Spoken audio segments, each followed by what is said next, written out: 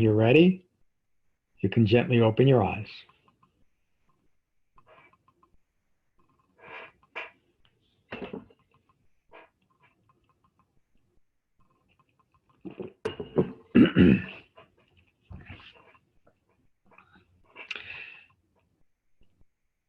So tonight we're on the second half of week 11. Last week we looked at, or last Tuesday, wait a minute, last Saturday we looked at the precepts, and the second half of this is on the paramitas. And so these last 4 chapters or 4 weeks of the Truth of Happiness Study, excuse me, describe the actual practical experience of Dhamma practice that we learned and established in the first 8 weeks. It's simply the Buddha's teachings on what authentic Dhamma practice looks like. And we began this 4-week section on looking at karma and rebirth, bringing to mind that the Dhamma is all about what's occurring and what we're giving birth to in this moment. And so then as we looked at the hindrances, the precepts, and now the paramitas, you can see that these are descriptions of heightened qualities of mind that are developed through the Dhamma, not to aspire to. And there's a subtle but significant difference. Much of modern Buddhism is based on, and really you could say New Age spirituality is based on concepts of what a so-called awakened or enlightened human being would look like. All well and good, but the path to getting there is often, it's either left out or it's such a confusing path that it's impossible. It's not based on Four Noble Truths. It's not based on reality. So these are, again, these are not mind states that we should grasp after. They're mind states that we should acknowledge. It's much like acknowledging the different levels of meditative absorption, of jhana. Again, we, as I taught that, as a Buddha taught, those deepening levels of jhana are not to be grasped after, or you'll never get there. And the same is true for these paramitas and even the precepts. They're a description of an awakened mind. So if anybody's reading along, I'm about halfway through, but I don't have page numbers here. I don't think anybody's reading along with me. The word paramitas means great perfections, and so it's referring to great perfections of mind. These are qualities of mind that at first generate through Dhamma practice, and then we are to be mindful of them as a way of remaining focused on the Dhamma. In other words, it's just a check on authentic Dhamma practice and refined mindfulness. Incorporating through right intention to hold these perfections of thought, word, and deed develops focus and patience, but I should put in here, only when we're gentle with ourselves. If we find that we're not living within these great perfections and we beat ourselves up, again, we're never going to get there. But that's a sure sign that we've established these perfections as something we hope to acquire, not something we hope to simply notice as a development of our Dhamma practice. Again, a very significant difference. There's, I don't know if I heard this first in the 12-step rooms or maybe earlier, but no, you've all heard the phrase, it's okay to act as if until you get there. It wasn't the 12-step rooms. And it was kind of inferred that if you weren't real happy about having to stay sober or being sober or whatever else was going on, to just act as if, and eventually it'll happen. And that's probably one of the reasons why there's a 3% recovery rate in 12-step rooms. We can't act as if. We're just trying to fool ourselves. And one of the big frustrations I had in my first 400 years of Buddhist practice was I felt like I was always acting as if I was hoping to be the person that I was seeing exemplified all around me, not realizing that nobody else knew what they were doing either. And it's a very stressful place to be, to decide that, okay, I want to be a loving, compassionate, patient human being. That will prove something to me and to the world. So let me just do that. And then you can't do it. Because even though you have the thought that you want to act in a certain way, you have the same quality of mind that preceded that thought. And so unless you have something within you, this is what the Buddha awakened to, unless you have something within you to actually change that way of looking at yourself in relation to the world, and in relation to, I am the most loving, compassionate human being there ever was, you can't do it until you actually start looking at what is my actual view here? What is my intention in this moment? Is it my intention to awaken, or is it my intention to appear awakened? And most, we got to watch those big statements like that because they always get me in trouble. Many people lose focus on grasping after the appearance of what they're trying to gain rather than have the actual experience. Ehepasiko, come and see for yourself.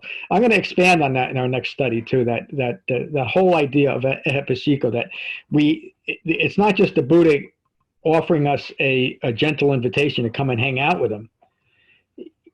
It's one of his most important charges, that if you want to develop his Dhamma, you have to actually come and see for yourself. You can't take it from him saying, be a good person, or any other teacher, act this way, be a green person, and all that's going to make you a good Buddhist. It doesn't. A good Buddhist is someone who understands Four Noble Truths.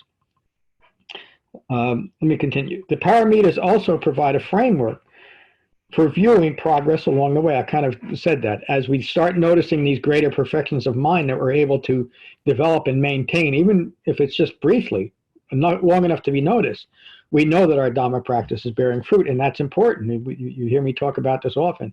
It's as important to Dhamma practice to recognize the changes that you make as it is to recognize the changes that you have to make. In other words, that it keeps you going in the right way, in the right direction, and moving through the Dhamma to continually acknowledge, yes, it's bearing fruit. Yes, here's a situation where I might have been manipulated in the past. We had a really great discussion on whatever day, I don't remember the days anymore, on Saturday, about the idea of the precepts not taking what is not freely given. Is obviously you don't steal a pack of gum or somebody's car. That's an important part of it. But even on a more subtle level, we stop taking what other people aren't ready to give us. Meaning we stop taking people as emotional hostages. And we had a great discussion about that. But that also can be seen through these paramitas, through these great perfections. Because if we find ourselves, most of us will not ever be able to recognize that we're manipulating other people. And I'm not talking about gross manipulations, I mean, using fear or power in a relationship, but on a very subtle way. We don't realize we're doing this until we have developed a measure of concentration and calm to actually see it, because it's so subtle. But then we start realizing the tension we create for ourselves by thinking that we have to manipulate another person through this emotionally taking something that's not freely given. And the concomitant result of understanding that is we have wonderful relationships with people. Why? Because we're simply not expecting anything or taking anything from them. It's another way of describing gaining the ability to be mindfully present with ourselves and our lives and the people around us in our lives as our life occurs. So it's simply another way of saying we're not putting conditions on anybody or anything. Sariputta, one of the Buddha's chief disciples, questioned the Buddha one day, how many qualities are there to be developed in the Dhamma? The Buddha responded, well, there are 10 qualities developed in the Dhamma. What are the 10? Giving, virtue, renunciation, which renunciation on a surface level means not clinging to physical objects or wealth or power, that kind of thing. But again, on a very subtle level, renunciation is referring to the courage and the internal poise to actually renounce your own wrong views of self, to renounce ignorance. That's what we're really giving up, because that's what we're clinging to the most, is these fabricated views of self in relation to the world. So that's what renunciation is all about. Continuing after renunciation is wisdom, energy, patience, truthfulness, and determination, loving kindness, and equanimity. They are all qualities to be developed in the Dhamma. But if you look at every one of them, the Buddha's not teaching that if you want to be a good Dhamma practitioner, you have to be giving, you have to be generous. He's teaching this as a consequence of developing the Dhamma. My words. Giving or dana is the first perfection and incorporates all of the other perfections. In fact, there is an aspect of each paramita in all the other paramitas, and I probably won't get too deep into that. But the essence of an awakened human being is you're not clinging anymore. The way that manifests outwardly is you are a naturally generous person. And you're generous with great wisdom. In other words, you don't hurt yourself by your own generosity, and you don't insist on giving something. It's the same thing about emotional, not taking what is not freely given. You don't insist on giving someone something that they're not ready to accept or that they simply don't want. We live very, that's the essence of being disentangled in the world while still being mindfully and very effectively engaged in the world. These paramitas are qualities we all possess and are developed further as the behaviors rooted in greed, aversion, and delusion are put aside. The 10 paramitas can be integrated into Dhamma practice by bringing each paramita to mind directly after jhana meditation and generating the intention to remain mindful of each paramita. And that's a simple thing to do, to just spend a moment or two after your meditation practice, or it could be just before, to just bring these to mind and use them as a benchmark for your behavior. Again, not to overanalyze yourself and not to beat yourself up, just to hold them in mind. This is where I'm going as I develop my Dhamma practice.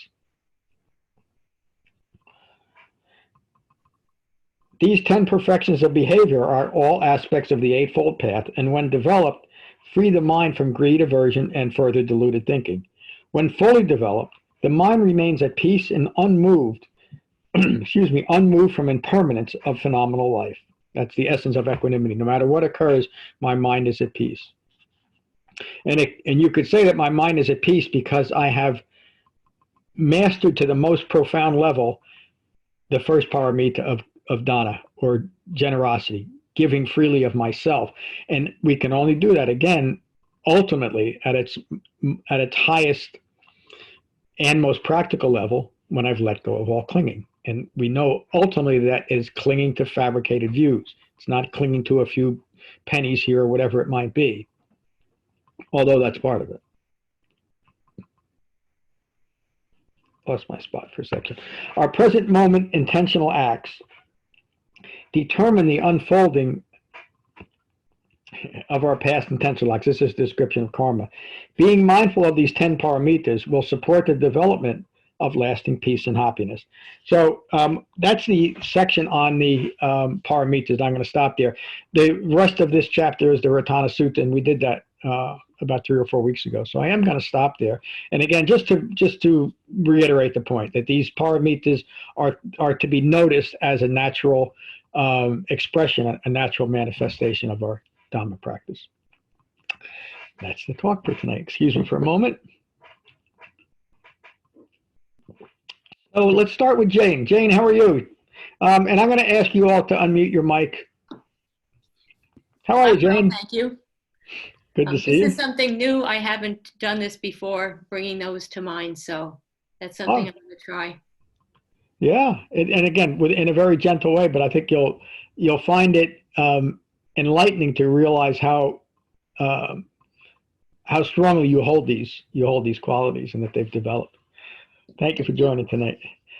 Ram, how are you? Ram, I'll let you unmute your mic. There you are. I just did. I'm still working on this one thing you just threw out, that giving is the overarching paramita. Because of not clinging, because it's a sign of not clinging.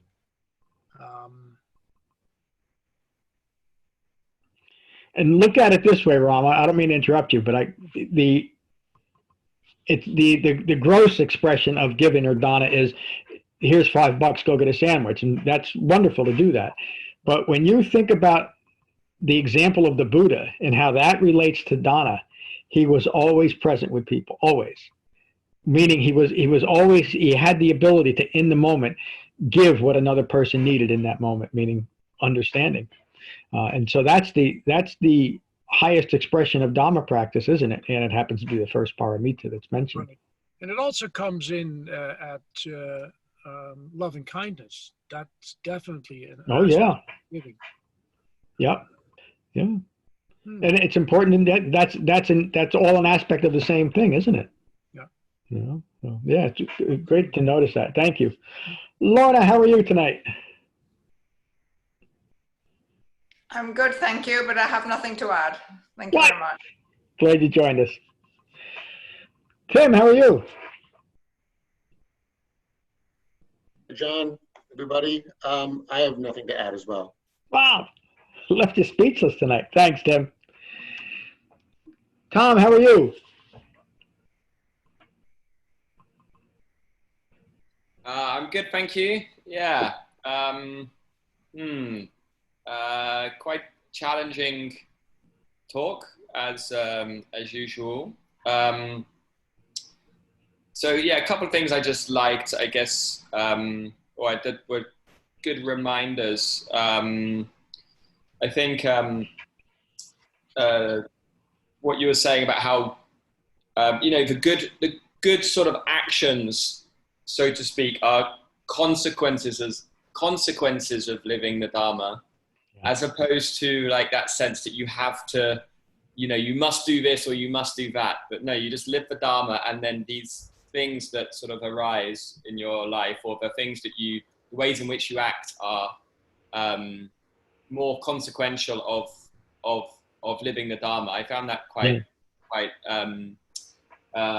interesting, and again quite different to the whole kind of like the whole sort of 10 Commandments thing that I grew up with, right? So I enjoyed that teaching, and then I think the other one was there's the clinging to fabricated views is as the sort of the ultimate expression of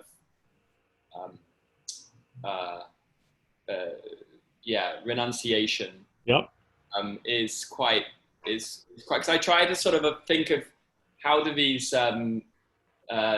teachings apply to what's most relevant in my life at that time, and the one I thought of. So you've obviously probably noticed I don't have any hair this week, so I couldn't get to the hairdresser. I don't either. Yeah, exactly. I'm going for your look, John. Your style is very influential. No, but by the way, everybody that joins our retreat has to have a shaved head, just so you know. Oh, there you go. Okay. But it was funny because I guess there are some sort of reasons why a lot of Buddhists or monks have a shaved head, right? And I guess I guess, and maybe you want to correct me or expand upon it, but I guess it's a part of sort of renunciation, right? And yet, if I'm being absolutely honest, I kind of shaved it off, and I'm like, because I haven't normally had this look, right? And I'm like, and I'm not really that.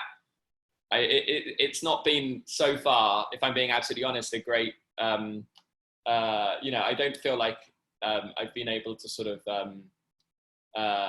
Or it's an interesting experience for me, because I'm kind of looking at myself in the mirror and being like, oh, I don't think it looks so good, or when's it going to grow back, and at what point is it going to start looking good again? So it's coming back to what you were saying about appearing awakened or actually being awakened. And it's easy to do something that externally might look like you're more quote unquote awakened, and yet it's all just superficial. It doesn't really mean anything. I mean, it's all, just have to investigate your own mind and say, okay, what is my direct experience of not having any hair, and is it in any way an expression of my renunciation, or is it something that I've done because I think it might look good, or because it might make me more I'm doing something that monks would do, and I don't know, it's quite a and I think if I apply this clinging to right or fabricated views. If you can apply it in every single, I mean, I've given that example just because it's the most current one right now, but for every single part of your life, it's incredibly challenging. Because, but it's, it's revealing as well, I think. But yeah, definitely challenging. Yeah, thank you, Tom. I mean, just that what you talked about shaving a head is very revealing. If the intention for me to shave my head is because it proves that I'm a good Buddhist, I blew it. It's not the only time with there. I think it's Dhammapada 22, which we're going to get to in a little while, where the Buddha said it's not by shaven or matted hair, shaven heads or matted hair, that one gains enlightenment, because he noticed around him that people were just putting on the appearance of Dhamma practice and not. I think the reason why the original Sangha shaved their heads is just for practical reasons. It was just easier to do that, to keep yourself clean and, not have even coronavirus, not have lice in your head that other people are going to get sick. I think it was just a practical way of living in the world. There's some scholars that argue that the Buddha never shaved his head or a beard. That if I ever saw something like that, it'd be very strange, but who knows? I think it's just a practical reason, and it points to everything. Even something as subtle as shaving your head could be continued ignorance, or an expression of continued ignorance, or it could simply be a practical reason. You bring up a good point, Tom. I'm glad you joined us too. Hello, Michael. Hello, Julia. Hi, John. How are you? I'm good. Good. Thank you for asking. How are you, Michael? Actually, I'm doing okay. I'm doing good. Good. I don't want to get too self-referential about anything, so I'll just go on and read my little paragraph that I want to read here. I just looked at the, just the last, page 308 in the book, and it just mentions, I just found something interesting in here, and I'll read the paragraph quickly. These 10 perfections of behavior are all aspects of the Eightfold Path, and when developed, free the mind from greed, aversion, and further deluded thinking. When fully developed, the mind remains at peace and unmoved from impermanence of phenomenal life. So the mind will become still. Stillness is where the mind is to be. That's what I'm getting from the whole perfection of Dhamma. Also, through impermanence, I think the Buddha and the way he imparts or enables us to understand impermanence is through the aggregates and also through the hindrances. Okay, and it's just there from that understanding of impermanence. You had mentioned for us we have to be gentle with ourselves. Okay, and I had mentioned this one time before. When we understand who we once were before we kind of, I'm not going to say awakened, but became aware of what we're learning here, we can understand what disenchantment means with the human form and the mind, from wrong view, and we can see who we used to be. And I think we all are evolving as a Sangha, individually and as a Sangha.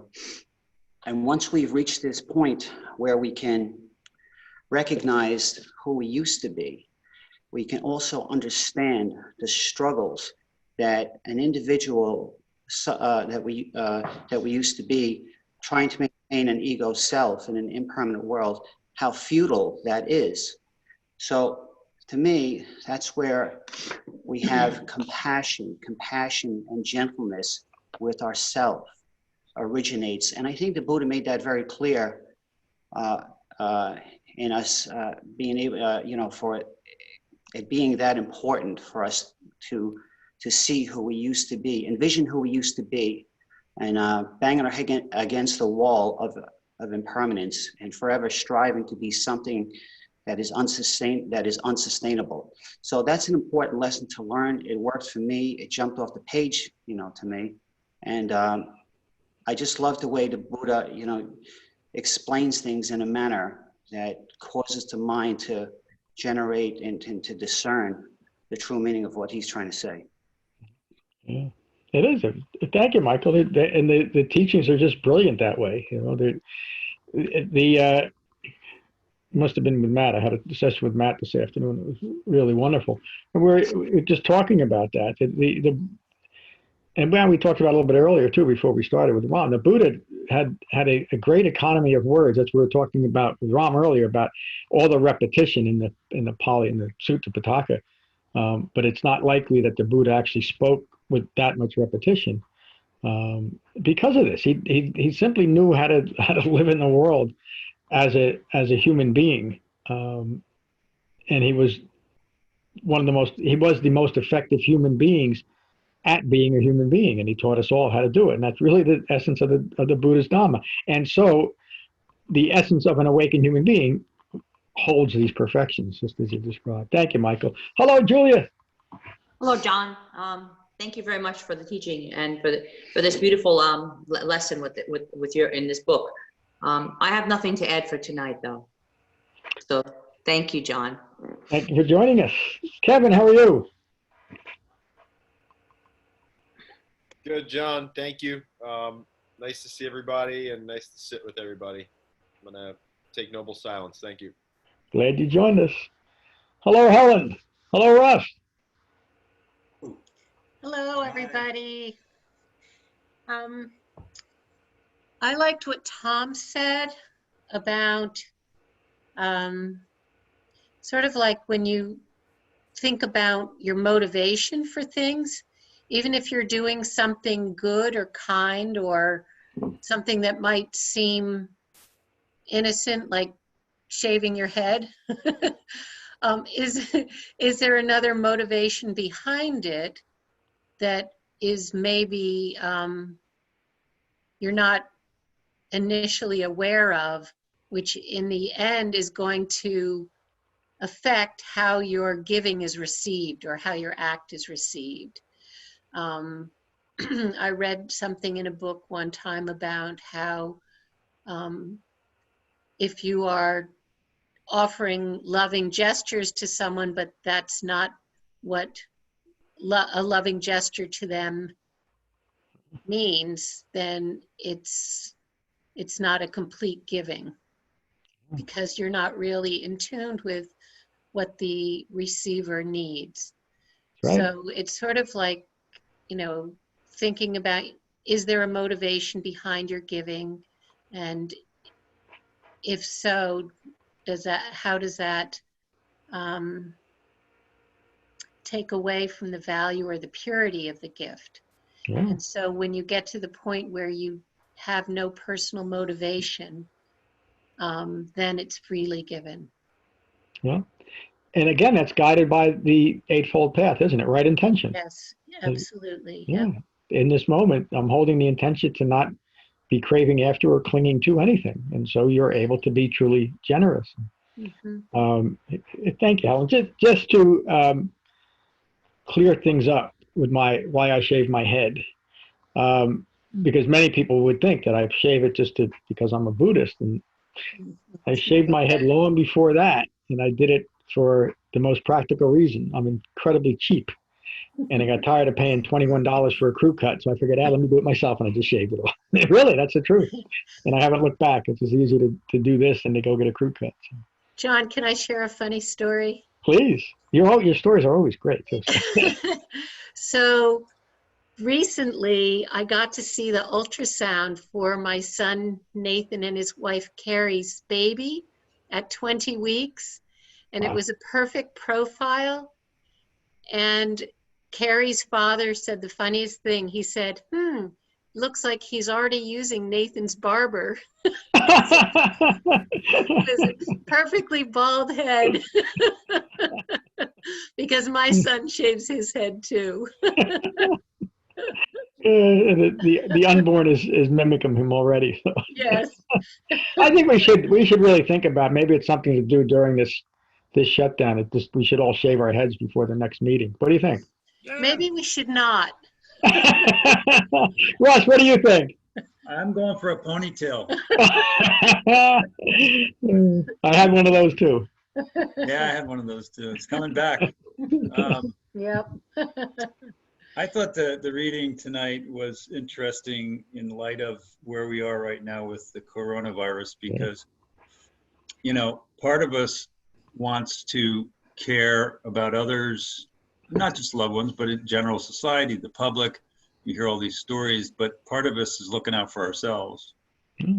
And that's that push and pull of what about me, and but you want to care about others. So I think these teachings, if you just get to the core of it and you understand that if you just are these things, then it all takes care of itself. You don't have to worry about whether you're in for it for yourself or you're trying to pretend you're, you know, helping somebody. It just kind of goes away. So that was my thought. Thank you, Russ. I know you've all heard me say so often the great power in the Eightfold Path, having integrated into our lives, into my life, is I know I'm good to go. I know that now, that acting within that framework of the Eightfold Path, I cannot do harm to others or to myself. And that brings so much freedom to the present moment. I don't always have to be looking out for myself. And what am I going to do next? I mean, there were things I did in my life that I couldn't believe I did that, but it was because I had lost I'm not talking about hurting people, but just hurting people directly, but I had lost my mind, and now I don't. And it develops an inner knowing. The Buddha calls it, when we talked about the classes we did on jhana meditation, this inner poise that's developed, and it's through that Eightfold Path that I now have assurances based on my own experience, ehepasiko, that I'm not going to hurt people anymore. We talked about it 6 weeks ago, I think, about that one of the underlying stressors in life, conditioned stressors, is that once we've done something in the world that caused us to harm another person inadvertently, it still conditions our minds towards aversion, towards doing it again. And there's always this underlying tension that, am I doing something now that's going to hurt another person? And that's why we get so reactive too to something like that. As we develop the Dhamma and clear that type of thinking out of our conditioned way of living in the world, our minds are simply at peace because we know we're not going to do that. We know that we're going to live within the framework that this awakened human being gave us, and we're good to go. Josh, how are you? Good to see you tonight. Hi, John. No problems getting on tonight? Pardon me? No problems connecting or anything like that? Well, greetings from Colorado, and I read your book and got on your website and joined one class, and you recommended I experiment with Zoom, and that's what I'm doing tonight. And I just have so far really enjoyed hearing from everybody else and kind of jumping in the middle of everything, but I like what I hear and look forward to spending more time with you. But welcome to our Sangha, and it really is a warm and welcoming Sangha, isn't it? Yes. Well founded on the Dhamma. I think I mentioned to you that this is the tail end of the study, but all the talks are on the website if you want to review them. Okay. Yeah, right on the home page.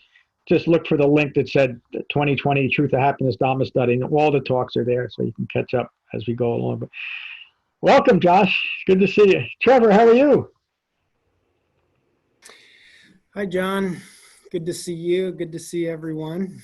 And yeah, thanks for the teaching tonight and for the study overall. I don't have too much to add. I would just say, as I read the chapter, I felt really challenged to think about my reactions in the heat of the moment when things really challenging and there's almost a knee-jerk automatic reaction of stress or anxiety or anger. And so this week I've just been trying to think about those habitual patterns, and actually the word Michael used of stillness is what's been on my mind this week, just trying to slow down rather than have a rushed.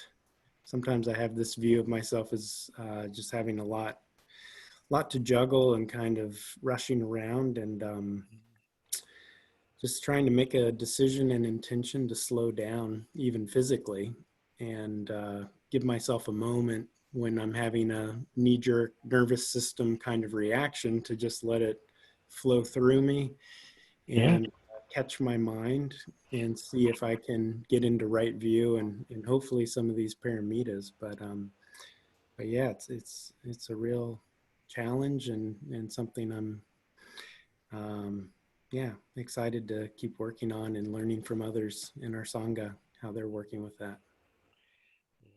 Thank you, Trevor. And you see this, we all see it just as they are. They are examples of a developing Dhamma practice. They're good, they're not good, they're outstanding guidance for that, very gentle guidance. Just be mindful of it. Good to see you, Trevor. How are you, Brett?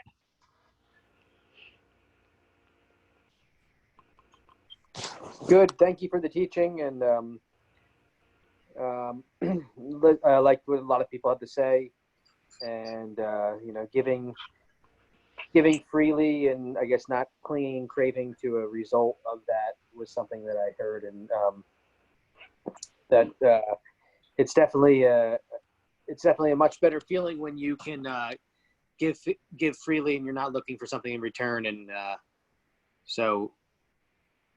Yeah, it was good to see that. So, you know, sometimes motives can be like, you have to check your motives, and I think that definitely has gotten me in trouble before. So, it's, you know, whether, you know, to be able to make that decision at the time, and to take a look at that when you're about to, you know, embark in that kind of journey. So, thanks for the teaching, and thanks for what everybody shared tonight.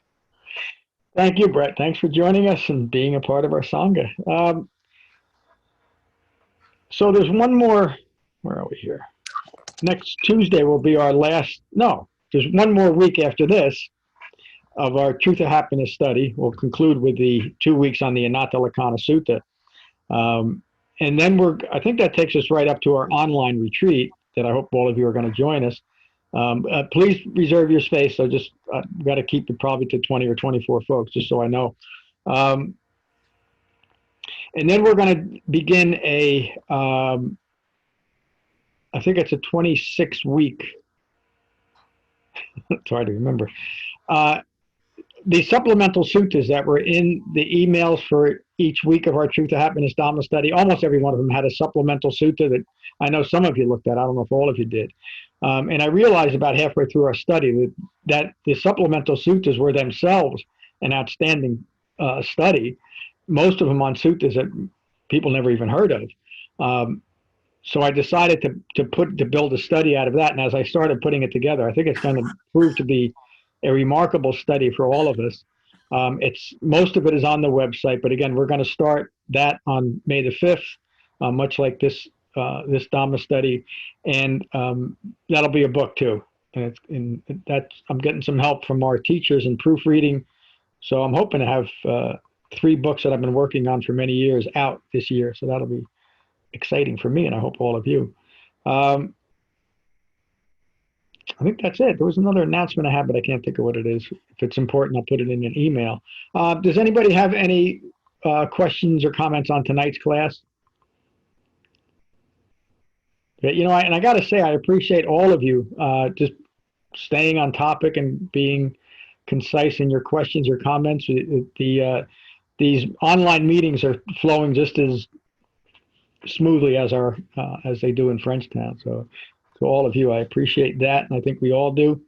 All right, we'll finish as we always do with Metta. And after this, I'll stop the recording, but we can hang out for a little bit in our virtual room here if you want. So again, close your eyes and close your mouths and just take a breath. Become mindful of your in-breath and your out-breath. And these are the Buddha's words on Metta from the Karaniya Metta Sutta. This is what should be done by one who is skilled in goodness and who knows the path of peace. Let them be able and upright, straightforward and gentle in speech, humble and not conceited, contented and easily satisfied, unburdened with duties and frugal in their ways, peaceful and calm and wise and skillful, not proud or demanding in nature. Let them not do the slightest thing that the wise would later reprove. Wishing, in gladness and in safety, may all beings be at ease.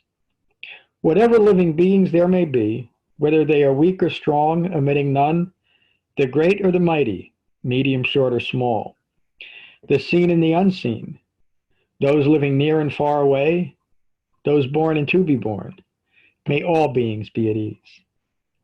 Let none deceive another or despise any being in any state. Let none through anger or ill will wish harm upon another. Even as a mother protects with her life her child, her only child, so with a boundless heart should one cherish all living beings. Radiating kindness over the entire world, spreading upwards to the skies and downwards to the depths, outwards and unbounded, freed from hatred and ill will. Whether standing or walking, seated or lying down, free from drowsiness, one should sustain this recollection. This is said to be the sublime abiding. By not holding to fixed views, the pure-hearted one, having clarity of vision, being freed from all sense desires, is not born again into this world. Thank you all for a wonderful class tonight. Peace.